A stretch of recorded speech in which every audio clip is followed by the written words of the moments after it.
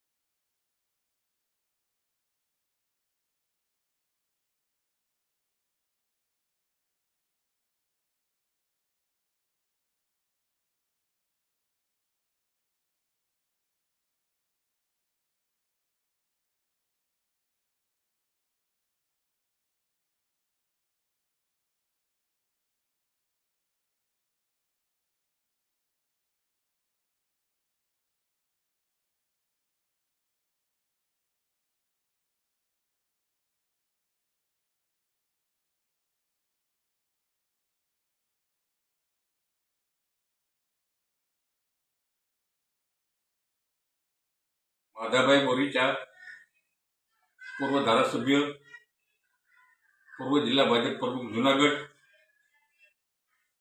આજે ચોરવાડ નગરપાલિકામાં ભાજપનો ભગવો લહેરાયો છે।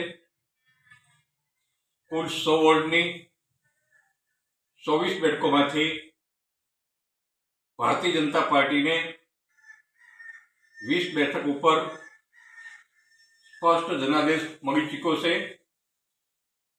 બપોરના 12 વાગ્યાથી ભારતીય જનતા પાર્ટીના જુનાગઢના સાંસદ અને ચોરવાડના વતની શ્રી રાજેશભાઈની આગેવાનીમાં વિજય સરઘસ ગામની અંદર ફરી રહ્યું છે.